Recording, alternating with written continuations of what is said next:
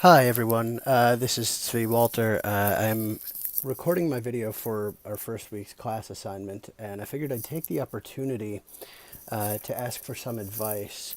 I'm giving an exam to my students. It's scheduled for the 22nd, which is the last day of our quarter, the last day of our academic quarter, and which means we have, since today's a snow day, we have 5 days, 5 class days to prepare.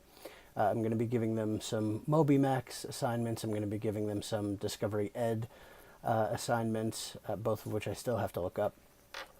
But I want to give them a bunch of different ways to review for the test because it's going to be a significant part of their core grade, and I want them to do well. I'm sure there's a way to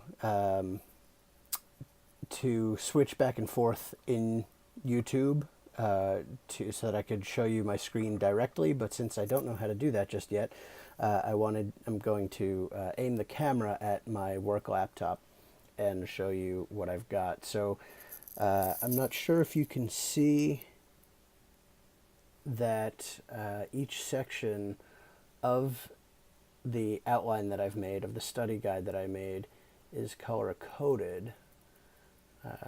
First section is in purple, second section on the seasons is red, third section is green, and so on and so forth. And I did it that way just, first of all, to help them organize in their minds what section is what, and secondly, just so that it's not quite so intimidating. It's a visual reminder, visual separation into chunks of text rather than one big monolithic terrifying block. I've also spaced it at 1.5 times for the purpose, again, of breaking up big blocks of text.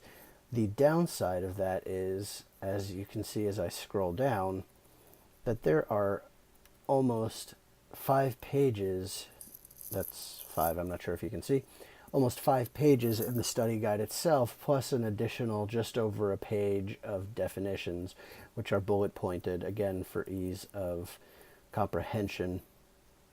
So my question for you all is, since a huge percentage of my students, I have about 20 students right now, and probably half or more have either specific learning disability or general learning difficulties, what would be a good way to help them prepare for the test and study for the test and work for the test in class in a way that doesn't seem so overwhelming?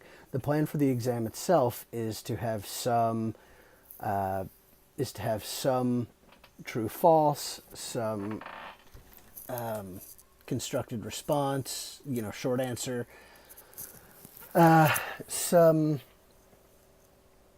matching, some multiple choice, and I also have a globe in my classroom that they can use, that I'll have them come up to my desk one by one and actually point out on the globe some of the features that I'm testing them on, the tropics, lines of latitude, so forth.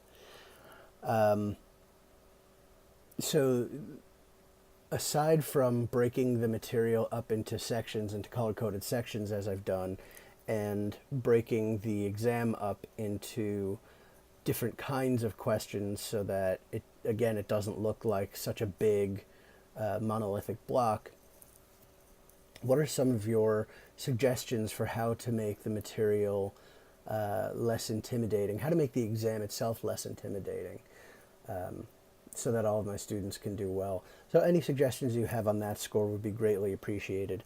The other question I have, which is more administrative, is I am going to be away on Thursday the 31st. I had, over the summer, I booked vacation. I go to a music festival on a cruise ship every year, end of January, beginning of February, and that's coming up. So I'm going to be missing the class on the 31st, and I just wanted to know how to make sure, how to let the powers that be know that I'll be missing the class, and what the procedure is for making up the class and making up any work I might have missed.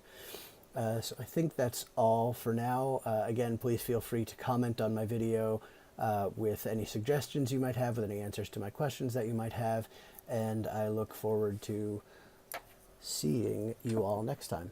Thanks very much.